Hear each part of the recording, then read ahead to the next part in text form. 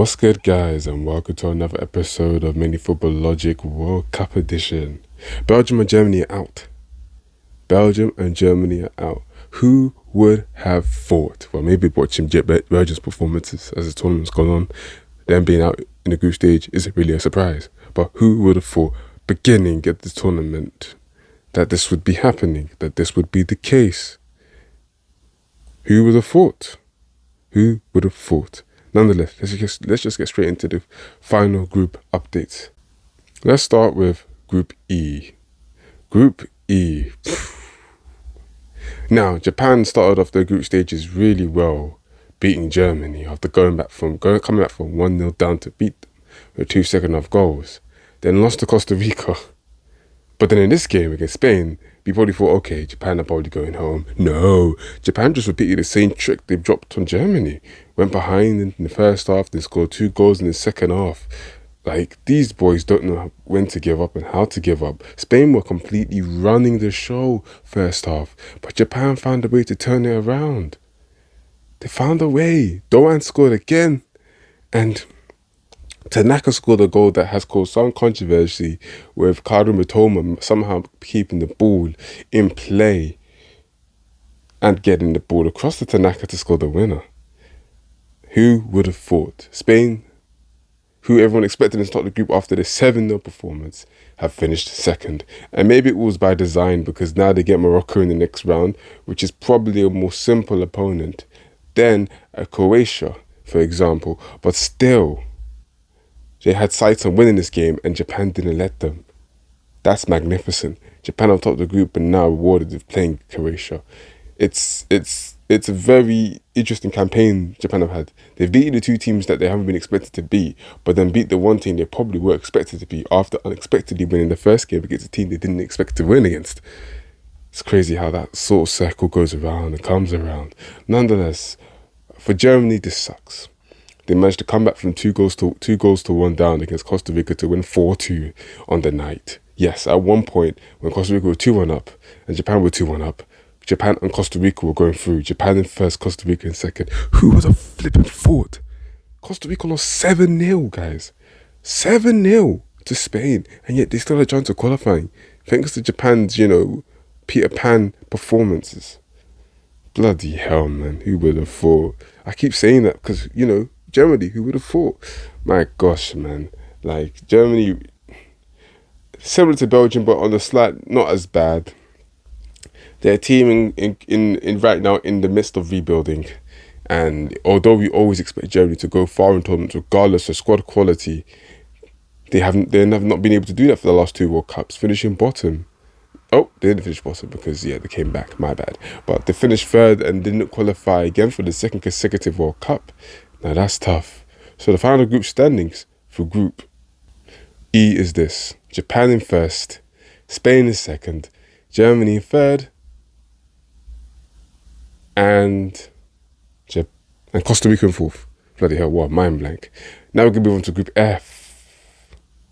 After Morocco's shock win against Belgium, even though it was a shock watching the game, knowing how poor Belgium were, how they were so bad.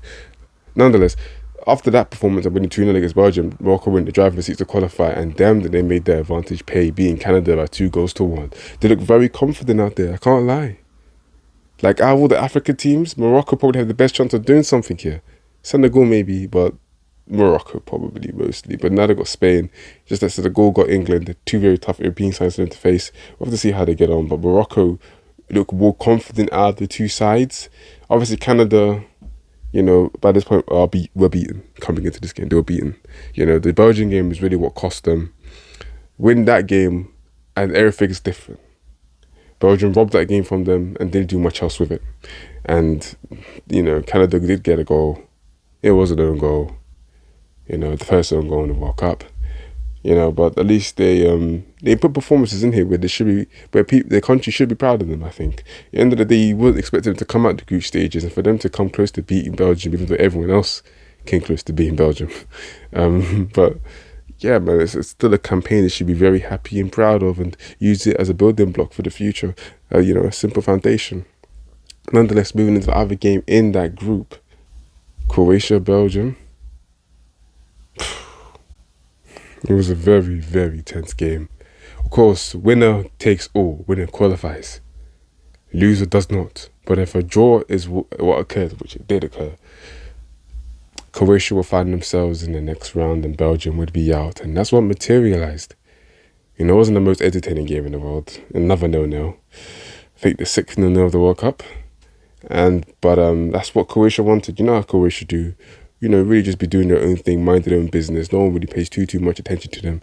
And they just always get the job done in the most efficient, you know, not the most beautiful way, but the most efficient way possible.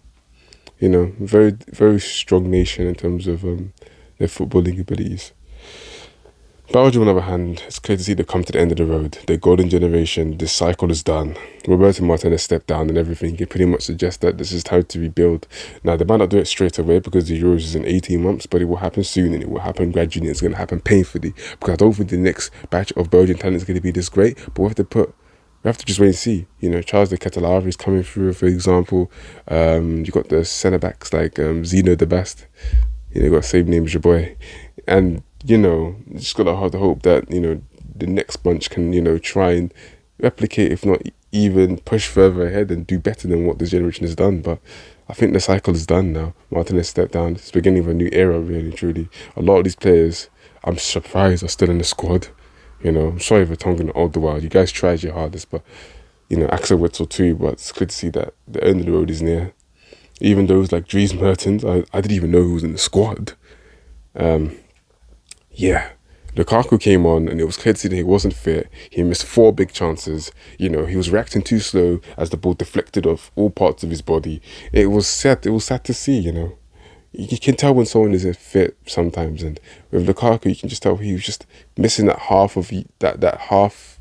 He's just missing that reaction speed. He was missing just a little bit of that speed of thought and movement, and it cost him 4 big chances. You can see the anger and the frustration and the tears at the end of the game because he knew that he feels like he cost his team. But the harsh reality is that Belgium cost themselves, you know, with the infighting, with the arguing. De Bruyne coming out saying his team's old. It's just like, it's just a recipe for disaster. Martinez isn't a strong enough personality to handle this sort of situation, and so it proved. It became an absolute disaster class of a World Cup campaign. They squeaked past Canada undeservedly, beaten deservedly by Morocco, and then laboured to this 0-0 draw against Croatia. Even though they did try to create chances, they just ain't that team anymore. It's sad to see. It's sad to see. You know, Belgium for many years during this cycle were always seen as contenders to go far, to always reach semi-finals, finals, quarters, and didn't do it often enough. Never reached the final, these lot. It's quite sad. But that's the end of the road for them, and this is the reality they have to accept, you know. But Group F, this is how it ended. Morocco top. Yes, an African nation topped the World Cup group this year. Love to see it. 2nd place Croatia, 3rd place Belgium, and last Canada, who have now equaled the World Cup record for most defeats in a row with 6. That's going to be it. That's going to be the end of the review. You know, thank you all for listening, and tomorrow will be the final episode of the group stages, groups G and H. Yeah, G and H. So let's just see what more drama is there to unfold. I'll catch you guys then. Mini Laji.